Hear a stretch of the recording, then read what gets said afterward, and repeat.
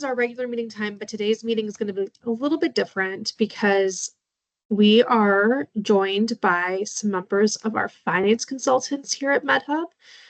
We have William and Oscar on the line, and they are going to kind of walk through some best practices regarding setup, because remember that your resident demographics in MedHub play a very significant role in finance reporting. So it's really critical that your resident demographic data is in there correctly, or else that could impact your reimbursement for KPNC. So that's really important. Couple notes before we dive in. So there are, I know that there are some outstanding emails. I've gotten quite a few emails, so just know that I'm working through those as follow-up. And we are also getting closer to getting those rotators in. So rotator teams know that we will have a separate call regarding managing rotator accounts once they're all ready to go. I do see a message in the chat from Rachel about reviewing work hours today. I will see if we have time. I do have a hard stop at the top of the hour, but the GME team did request that today we focus on this finance side. So if there is time, I will review the work hours if possible. All right, so I'm going to hand it over to Will and Oscar here. Awesome. Thanks, Jen. Good morning, everybody. My name is Will Redding. I am one of the finance consultants here at MedHub. I'm joined by Oscar, who's also one of the finance consultants. We have a team of 4. We also have Mary and Tom, who are not on the call today. They're actually on vacation this week, so lucky them.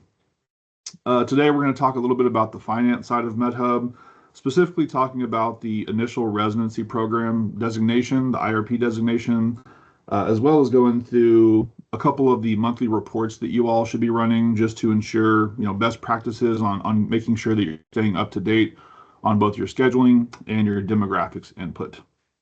So a little bit about myself. I actually started off in GME as a program admin, worked in psychiatry for a couple years before joining the GME office at University of Oklahoma. And there I did all things GME, accreditation, onboarding, all that fun stuff.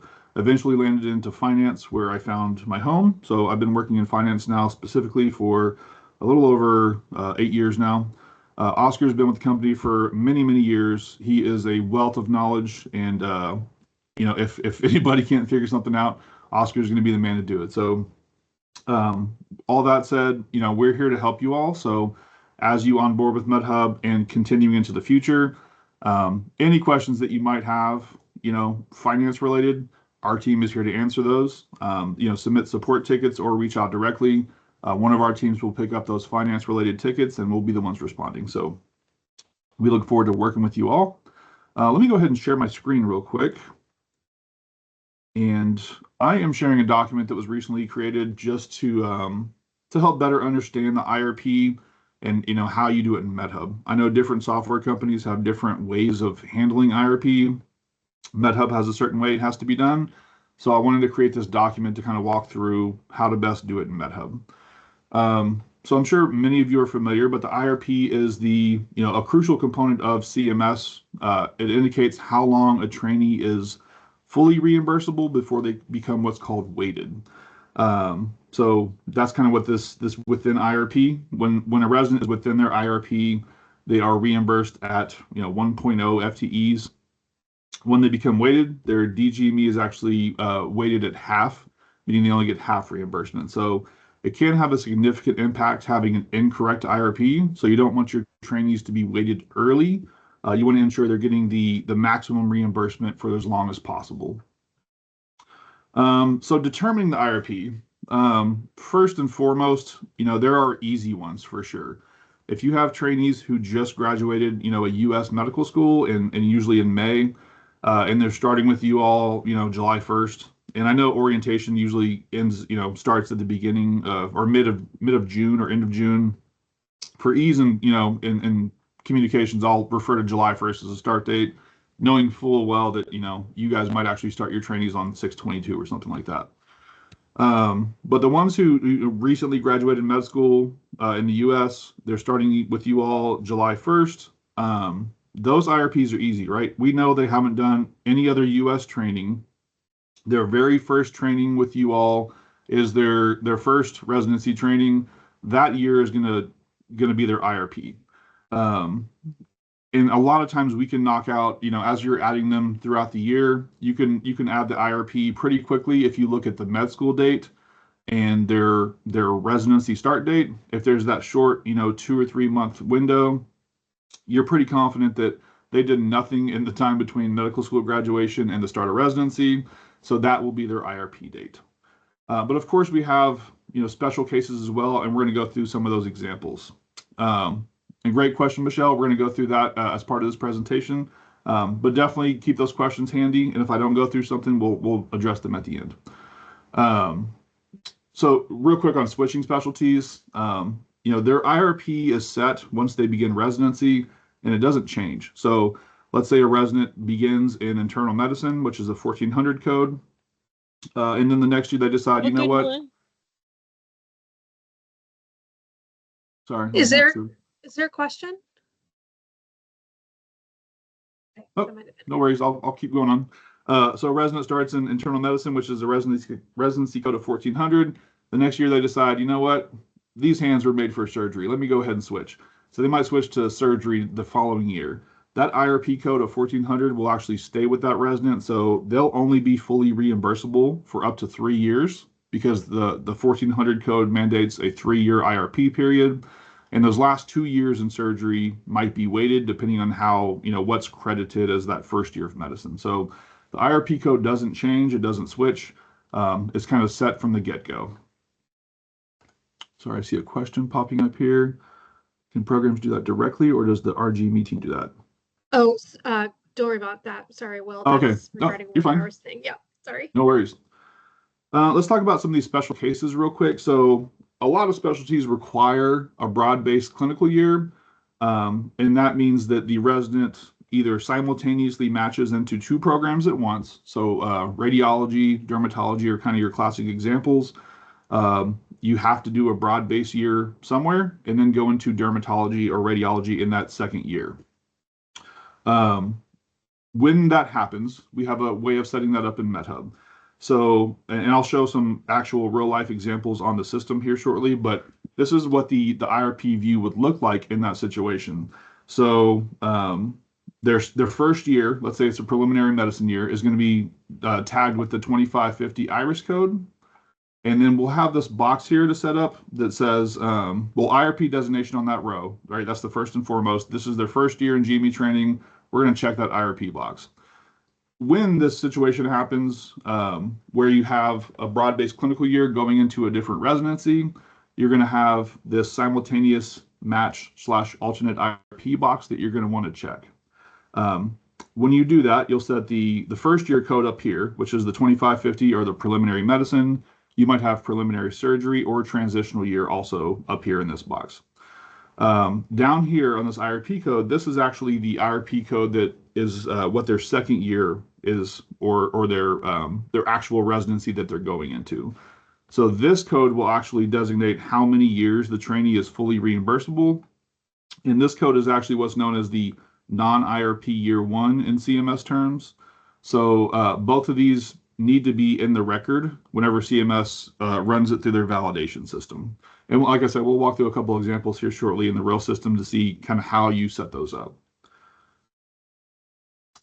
Down here, kind of the same thing as the broad-based clinical year. A lot of residents will match into a transitional year first before getting into a residency. Maybe they didn't match into the residency that they wanted to. They found a transitional year slot, and they go ahead and accept that slot to keep their, to keep from having a gap in residency. And they're going to continue applying during that transitional year, trying to get into, dermatology or radiology, something like that. It's the same setup down here for the IRP view. Notice on this one, I chose alternate IRP. It wasn't necessarily a simultaneous match, right? They didn't get matched into transitional year and dermatology, or maybe they just did a transitional year and then took an internal medicine slot, like this example shows. You'll still mark that first year as a transitional year, but you'll use this alternate IRP or simultaneous match checkbox to indicate this is the actual code that's going to designate how long they're fully reimbursable for. So if left alone, let's just say you left it at transitional year and you marked it at IRP and you were done with it, you saved it. That would actually only allow this training to be fully reimbursable for up to 1 year because the transitional year code is only a 1 year max reimbursement code.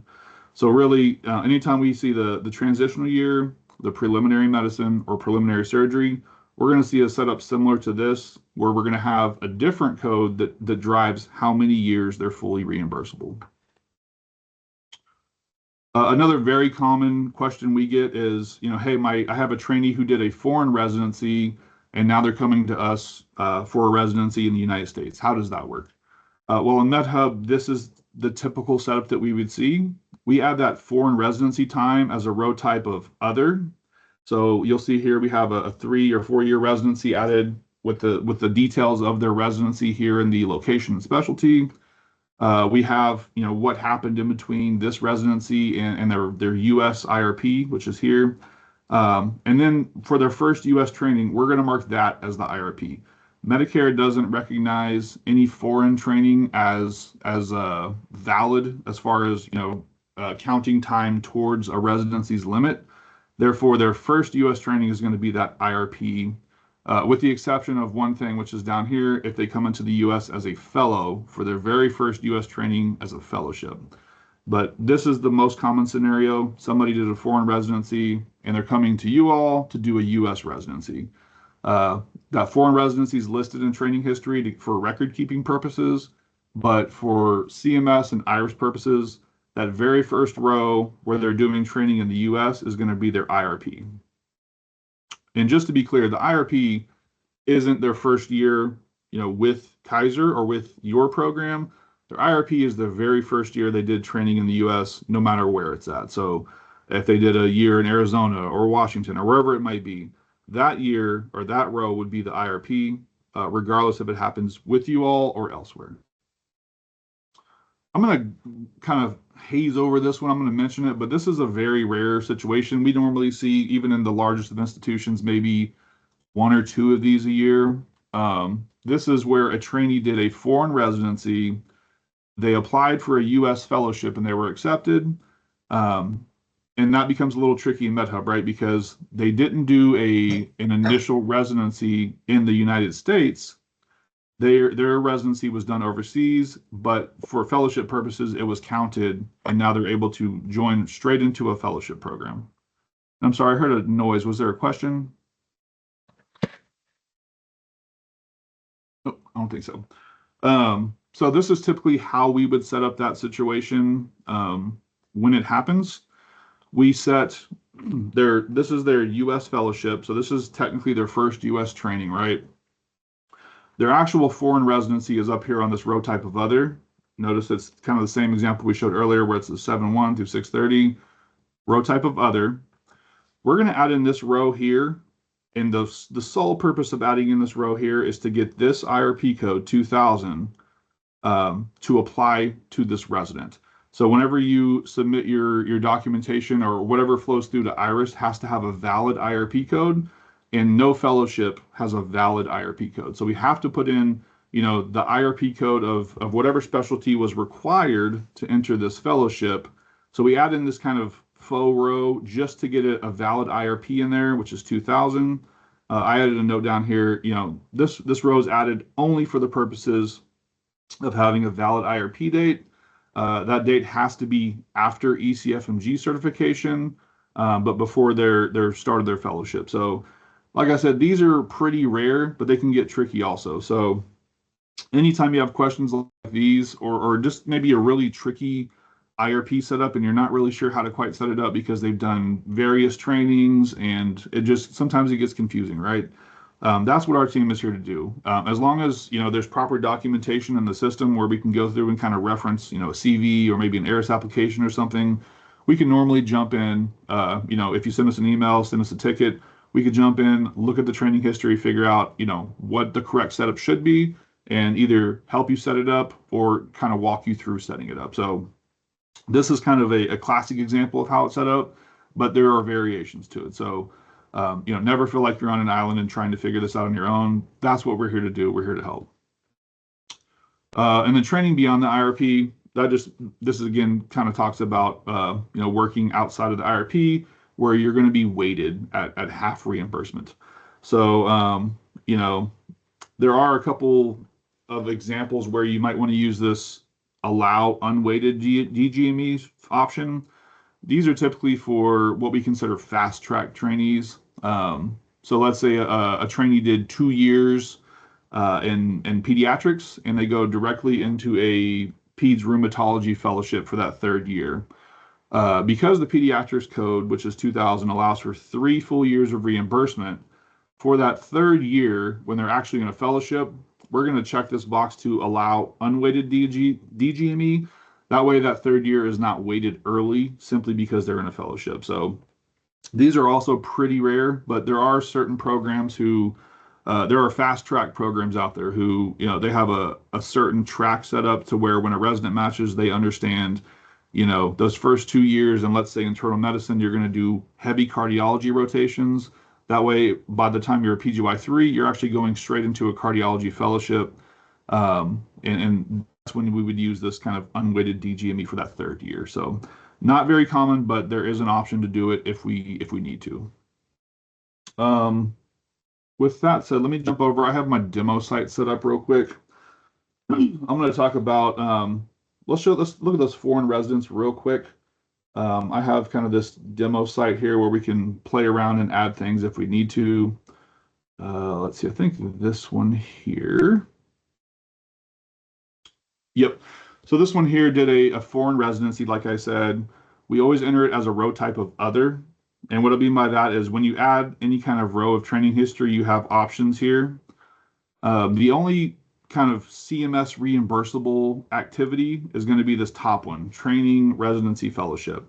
So if I was to choose that for the foreign residency, the system's going to pick it up as reimbursable type time, which we don't want to do.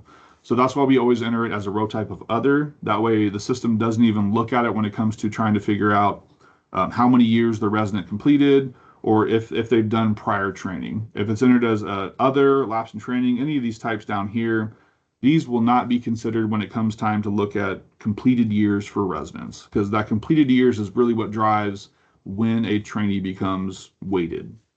So yeah, any previous training enter as other if it's a foreign residency. Now, if they've done a year elsewhere, let's say they did a year at UCLA, that would obviously go in as a training residency type because it's a CMS reimbursable type residency. So that would actually be added as a residency fellowship type row. Let's see here. Let's talk about orientation real quick. I know different programs handle orientation different ways. There's kind of 2 different ways of handling that time in MedHub. This is one example where you see where some institutions or even programs like to have kind of their PGY level years, broken out exactly as their contract might state. So if your contract says they're a PGY 1 from 7/1 through 6/30, you can set up their PGY 1 row like this with its own row. And then for the orientation time that happens before July 1st, you can add it as its own row. So this demo site has a trainee type called orientation that's reimbursable. But you can add whatever date they started in orientation up until 6/30 and add it as a completely separate row just to account for that orientation time. Versus the other kind of method is, I think it's on this trainee, where the IRP is added on the very first row. It's always going to be on the very first row, but the orientation time is actually included on their start date. So this program or this trainee chose not to have it, clearly specified out to say, this is orientation time, and then the PGY 1 year starts on 7/1. This one says, they started as a resident 6/25/22, whether it was orientation or not, doesn't matter to me. So we enter our rows like this. So either way is fine as far as IRIS is concerned. The important thing is, this IRP designation has to be that first date they start in orientation or start at your institution. So whether you want to, parse it out as its very own row or include it as part of their PGY 1 record, either way doesn't matter. designate that IRP, and then make sure we're scheduling that time. So um, that's where we see some programs add in the orientation time, but they forget to go in and add the activity to tell us what they're doing. So a lot of people will add in their schedule starting on 7/1 because that's their first quote rotation date. But we still have to add activity for any day that they have an active training history. We have to have activity covering that day. So we see a lot of programs create an orientation type service. So they'll be scheduled to this orientation service for 6:25 through 6:30. And then starting 7/1, they'll have a different service that's, they're probably starting off in wards or something like that. That's where the scheduling can kind of dictate or tell you what they're actually doing. All right, a couple of reports I want to show real quick. So as an administrator, you have really two reports that we recommend, highly recommend running monthly to ensure that the key iris components are being cared for throughout the year. And that way, at the very end of the year, you're not swamped with having to clean up, hundreds of items because they've built up over the years. So on your reports tab, the first report I'm going to show is the scheduling errors report. Resident scheduling errors right here. This report will look at whatever time frame you're choosing. So as I said, I like to do it monthly. We recommend doing it monthly. That way it's, in real time and you can make adjustments. You can ask questions to chiefs or to residents, hey, what service were you on this month? Or maybe you have a gap week where you're not sure what they were doing. They can answer you in real time and not have to look back, 8 months after the year's over and try to figure out what they might have been doing. So whatever date range you choose here is going to be the date range the report's looking at. And when you run this report, you can, if you have access to multiple programs, you can choose multiple. More than likely, you're going to have maybe one or two programs you're responsible for. You can choose them individually, whatever it might be. Make sure you choose the levels that encompass your trainees on your program and whatever trainee types you might be using in your program as well. I always recommend showing warnings also on the report. Even though errors are the most vital pieces, warnings can also cause iris problems, such as overlapping services. You might claim more than one full day to different hospitals if you don't clean up the warnings as well. So you can run this report. You can either choose to sort it by your resident's last name or by HO level. That's basically PGY level. So either by PGY level or last name. I went ahead and ran a report prior to this just so we wouldn't be sitting here waiting for it to run. And I think it is here. This is an example of what the scheduling errors report looks like after you run it. It shows obviously what program they're in, the resident's name, their level, and then what various errors and warnings they might have. So a lot of these are going to be undefined activities, meaning that there is no service in place on their rotation schedule. So I'm sure you guys have seen the block scheduling component. These are indicating that there's nothing scheduled between the dates of 7/24 and 8/6. So you need to go in and add at least a service to those dates. MedHub has functionality that wants you to schedule every single day of the year, regardless if you have, vacation, sick, LOA, whatever it might be. We want at least that base service. That way, the system knows who gets to claim the time if it's claimable. So vacation and sick time is claimable time. It typically goes to the overlapping service or basically whoever would be counting that resident if they were not on vacation or were not sick. That's who gets to claim the time. So if they a lot of times it actually causes more work to try to schedule it that way. We'll see programs who they add in sick days and then they go in and they unschedule that one day that they were sick.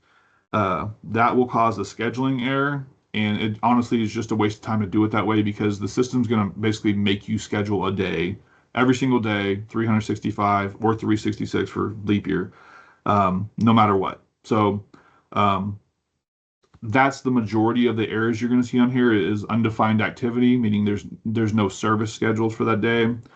You'll have warnings like this where there's multiple clinics scheduled for over a full day. So that means if you're using clinic functionality, when you set up your clinics, you kind of have three options of how you want the length of the clinics to be set up. Do you want them to be a half day, an AM or a PM, or do you want it to be a full day, which is like an 8 to 5 type clinic? This warning tells you that there's probably an 8 to 5 clinic and an AM or a PM clinic. And sometimes we've seen them with like several. We've seen 4 or 5 clinics scheduled on the same day, and the system simply doesn't know who gets to claim that time, right? Because there's more than a full day being scheduled to clinics, and we're not sure who's supposed to claim that time. So in these examples, you'd simply go in and cancel the incorrect clinic so that you're only scheduling a full day of clinics and not over a full day. I'm trying to see what else might be on this report down here. Yeah, most of these are just undefined activities.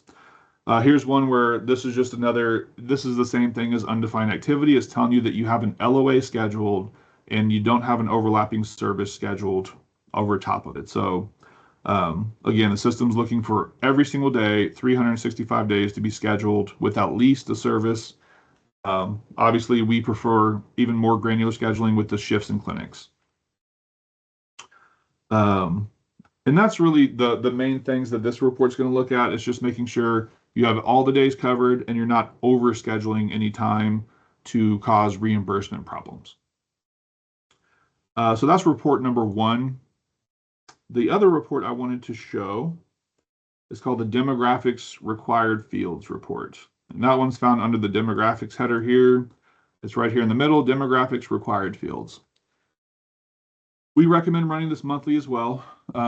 However, if you clean up, let's say you run it for July and you clean up all of your in-house trainees in July, more than likely the rest of the year, you're going to have a very clean report.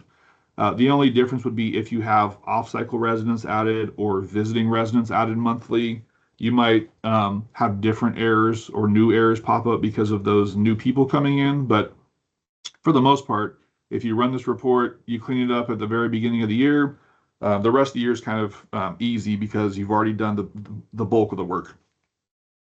Again, same thing here. You can select multiple programs, different programs. Make sure you're including the PGY levels that are in your program and the trainee types that you're utilizing. You can choose only active current trainees, or you can go back and look at a certain period of time. So if you're trying to run a demographics required fields report on last year because you're cleaning up iris or something, you can use this active during period and then choose what dates you're really wanting to zone in on. Otherwise, you can use these filters to look at, maybe you just want to look at your incoming residents. You can use that filter as well. So a lot of different ways to look at the data. Normally, if you're just doing it as a monthly routine, active works just fine. And then always show the warnings again. Errors are crucial and vital and can cause CMS rejections, but the warnings can be issues that cause overclaiming or underclaiming too. So always clean all errors and warnings as if they're all errors. And again, you can sort it by however you want to. I have an example of the demographics required field pulled up here. So again, program resident, it has their start date listed on this report, and then a list of any errors that might be in place for that trainee. So a lot of times at the beginning of the year, you're going to see this invalid or blank social security number, until they complete their onboarding or until you input their socials. That will be on there. But again, once you do it one time and that's saved and correct, you won't see those again for that trainee. So, and a lot of these are that way too. So, a medical school code, as soon as you have in, a valid social, a valid education record, maybe you're putting in pager numbers, and then this is kind of goes along with the education records as well. Once you do these things one time, you're pretty much done for the year or for the remainder of this trainee's time with you. So a lot of times this is a busy report in July or August, but then later on in the year, there's really nothing flowing through in this report. And like I said, unless you're really adding in visiting residents monthly or something like that. So this will show these items here, which are actual fields that you can go in and fill. Let's see what else is on here. The missing or invalid residency period. If you're missing an IRP, that's going to warn you on here. But again, you add the IRP one time, And once you add that, it's saved. It's not going to change or it shouldn't change. So you won't see that error anymore on this report. This person doesn't have a medical school or dental school at all. So like I said, a lot of times at the beginning of the year, you'll see a lot of these things, but once you clean them up or once onboarding is completed, a lot of these will go away. Anything else on this report? And it's pretty self-explanatory. It'll have fields that you need to go fill in or clean up. You do it, you rerun it, check them, make sure that it took, and then hopefully they're clean for the remainder of their time. One last thing I want to show on this is the absence request functionality. So on your homepage as a resident or as an administrator, we have this resident absences button here under schedule management. And within the resident absences functionality, we look at this specifically for finance purposes because a lot of times, as I mentioned, people like to add in vacation and sick time and then leave their schedules blank. And that's kind of where the absence request functionality ties into the finance component. So when you go to add in your absences, so first off, there is some absence request flows to where you can have residents request absences through the system. The program manager can either approve or reject those, and that's kind of this very first tab, which is the absence request functionality. This is where you can view or modify the request, or you can reject it altogether.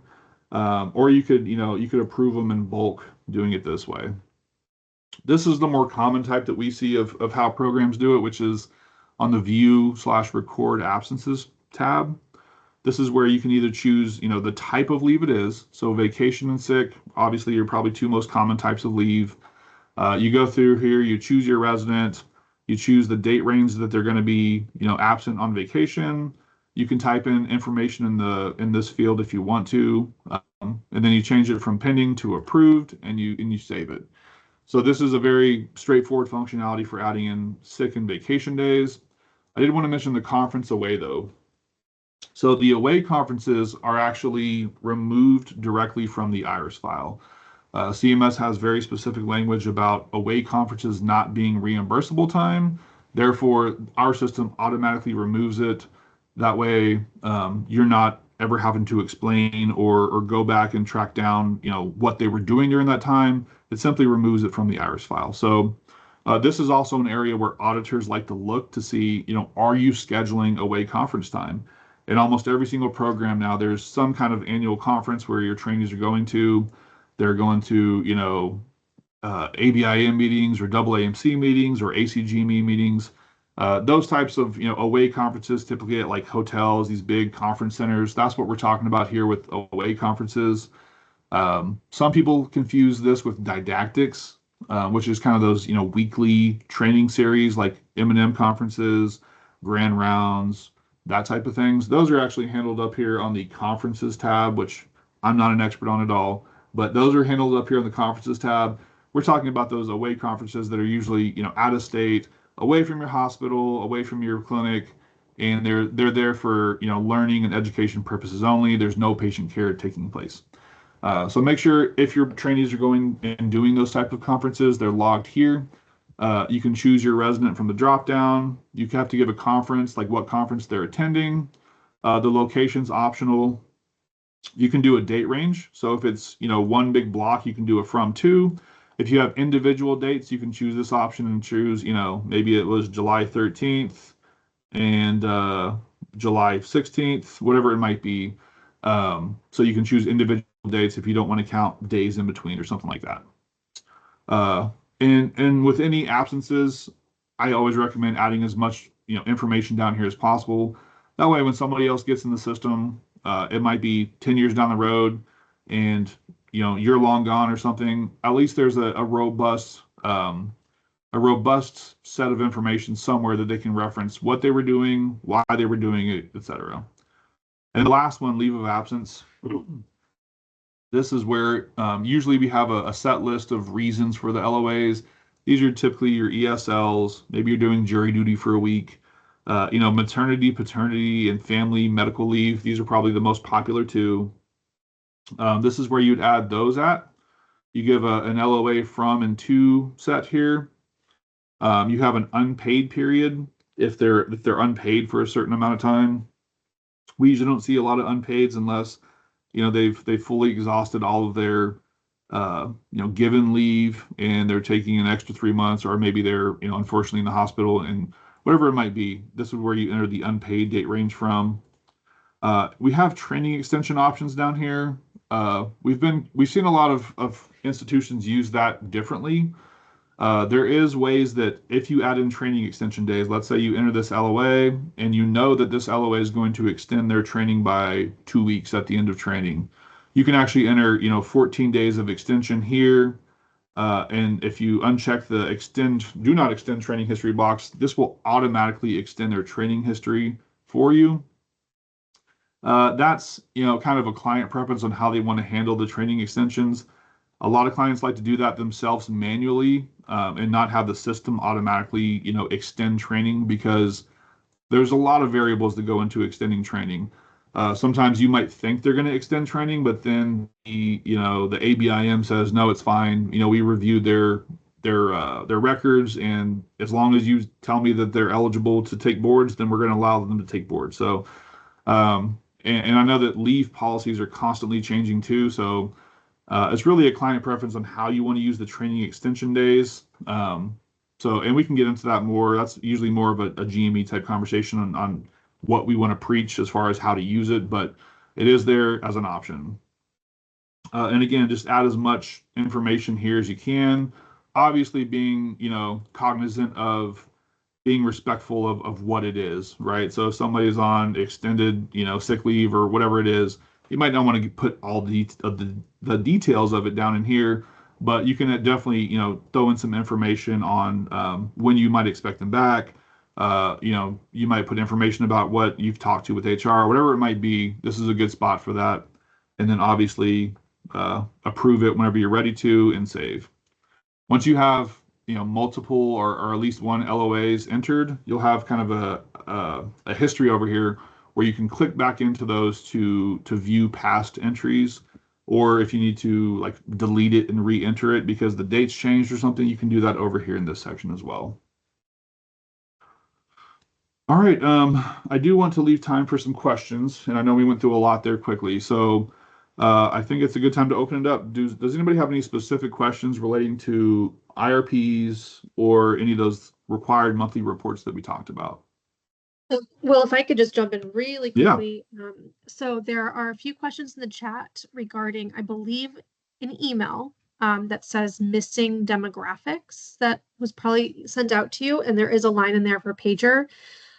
We are not able to remove that part of the email. So you probably got a list saying if there were certain fields missing.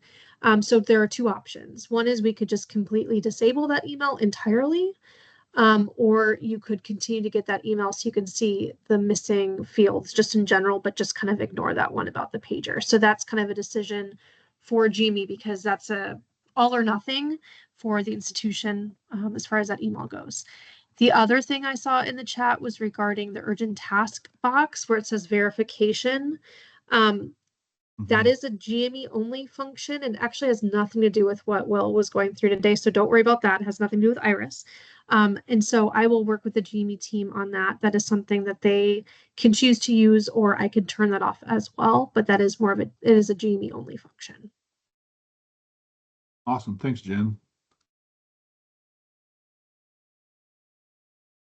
And I will say, our team is working closely with you all now. We're going to be here for the next several years to be here to help you. So as you onboard, as you add trainees every year, we're going to be looking at the information after it's added to make sure it was done correctly. And we'll work with you if you're having trouble with, adding IRPs correctly or something like that. So don't feel like this is your only shot to get questions out, or that you'll never hear from us again. Like, we're here, we're going to help. So don't stress out about those things. We're here as a resource for you. If you have questions, if you need training, we're going to be here for you. So don't stress about that, please. Are there any questions out there right now?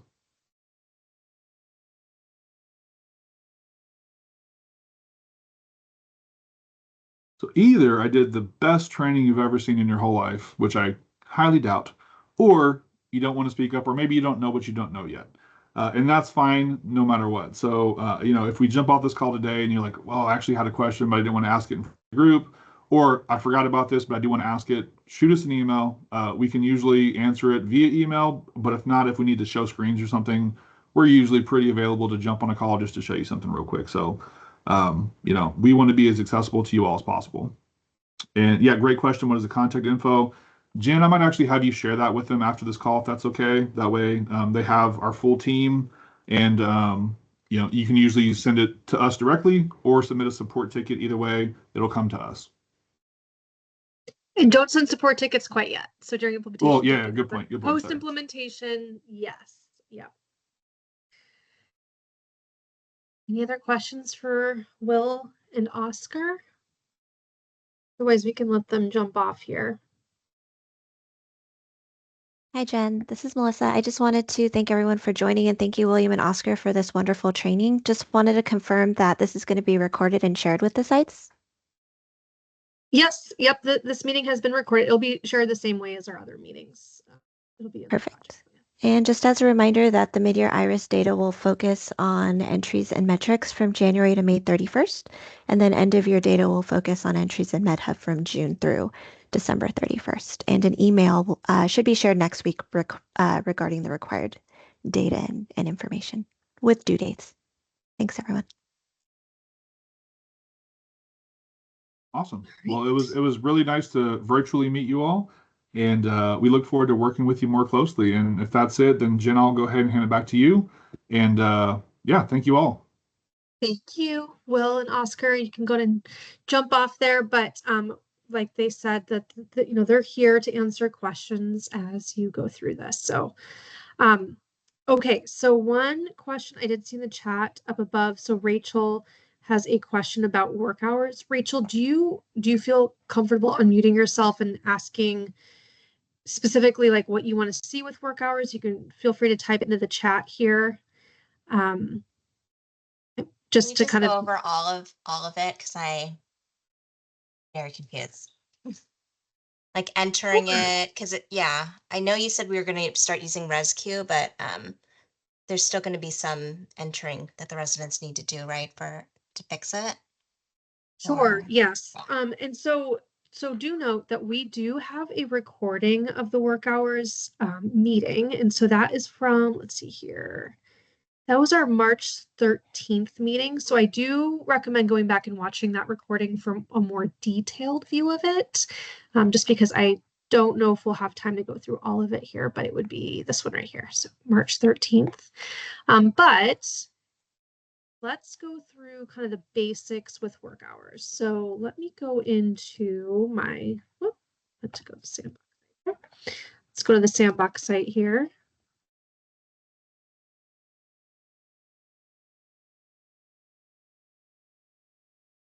Okay. So residents are going to log their work hours. Let's actually go in under the resident view here for a moment. So when a resident goes into MedHub, they can go to this link right here, this week's work hours. That will take them to their work hour timesheet. I'm going to flip over and show it to you from your view in a moment. And then also they can do this in the mobile app. So don't forget about that too.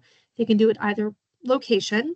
I'm going to go in as an administrator from your view though, because what you see is really identical to what they would see in their desktop version of it.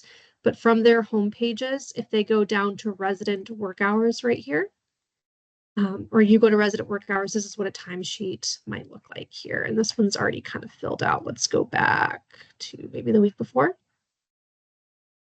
Oh, it looks like it's getting filled out there.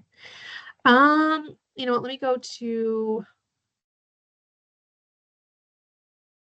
I don't know if I have the best example right now for this. Let's see if I can.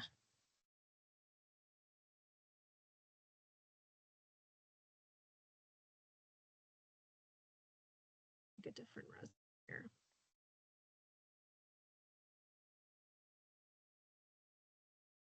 Okay, so under this test resident account, I can go ahead and do it on this test resident account on KPNC.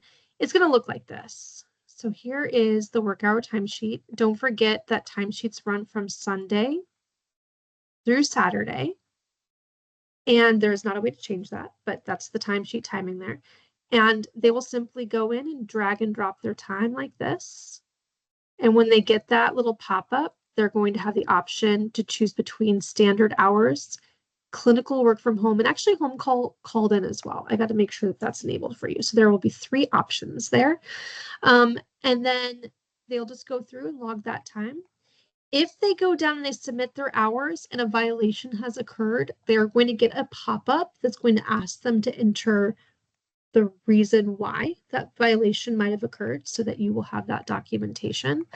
And so this is really kind of the view that they'll see. And in the mobile app, it's the same thing. It just looks a little bit different because it's a mobile app version of it. But this is what the timesheet looks like there. And then from your end, I would say as an administrator, the big takeaway here is probably this report right here, is the work hours compliance report that we discussed, because this is the report that is really going to show you the violations that occur during a certain period of time.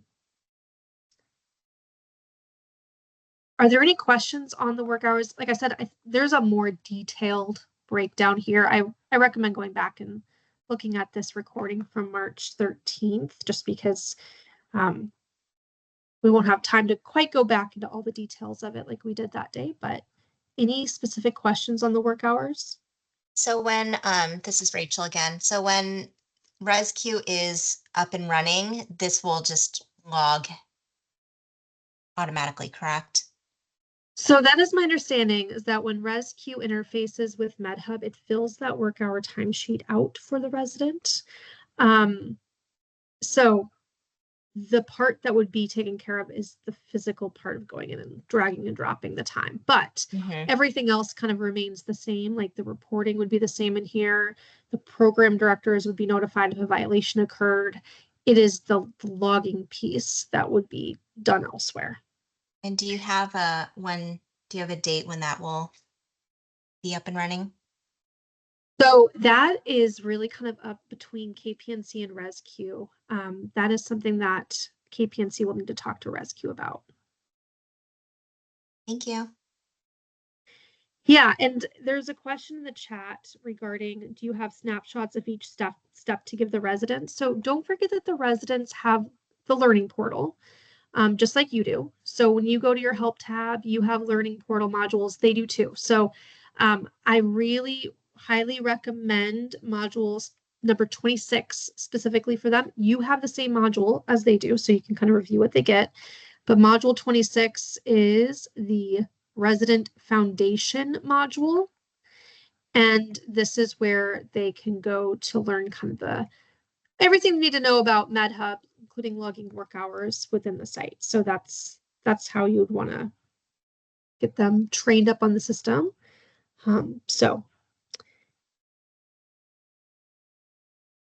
Okay, I think we're up to date. Oh, there's another question that came in the chat. So there's a question, can we remove and add hour types? You can't. So there are 3 types of work hours that can be logged. It's standard. Most hours that would be logged would be standard hours.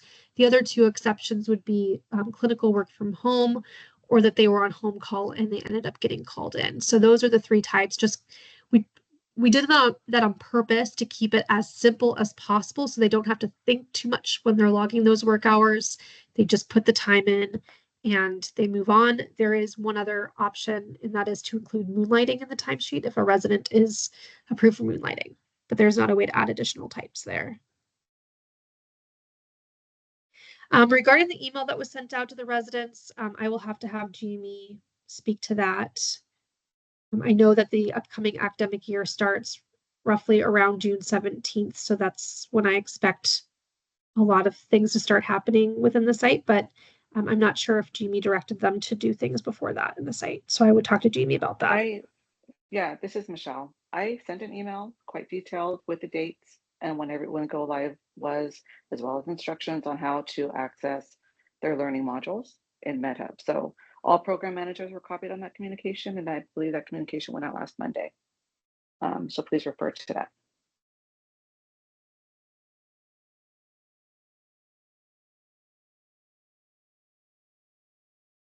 All right. What other questions do you have?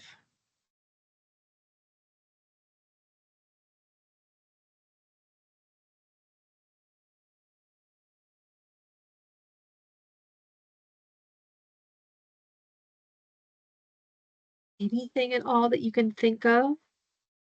This is Schedules? Yeah. Kim in Santa Rosa. So Mhm. my new residents, uh we had to put in their new usernames, so they're still showing as unverified in the system. So I'm wondering if they got the email because we have orientation coming next week. So it would be nice to get all of this information over to them so that they can all Yeah. work in the MedHub. So this right here, this is what I was referencing earlier. This really doesn't have anything to do with really anything in MedHub, truthfully.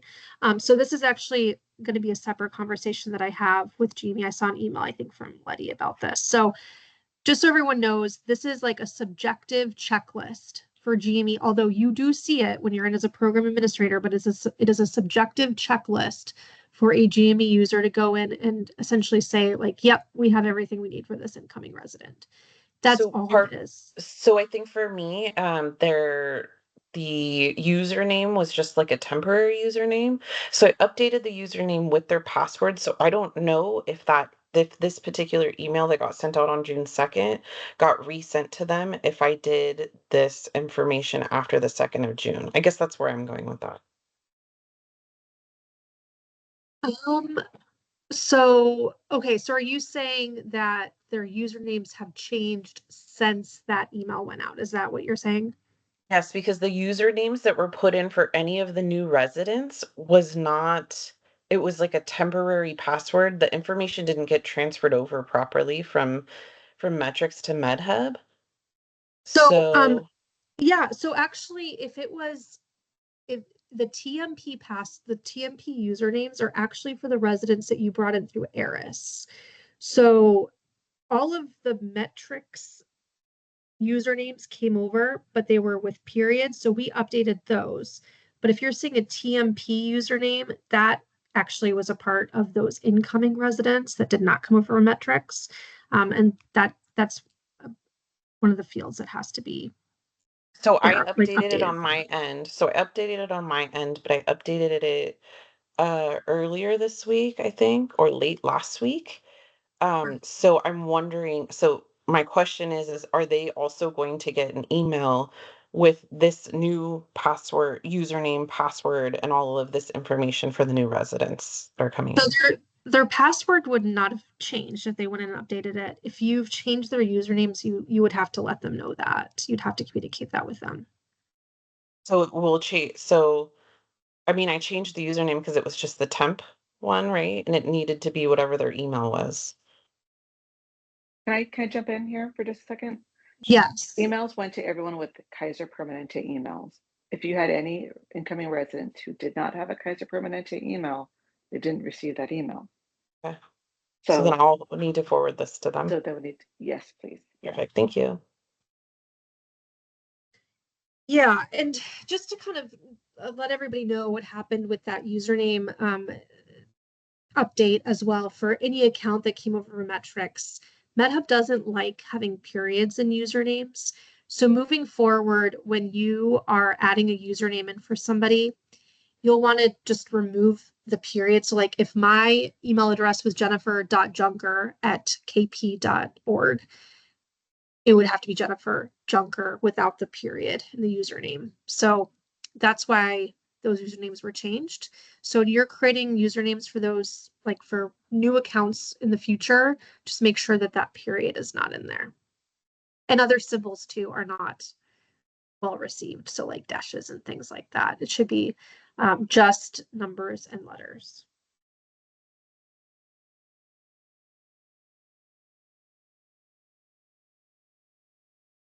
Okay, any other questions? Check in the chat here. I don't think there are any others in the chat. Anything else that I can help with today?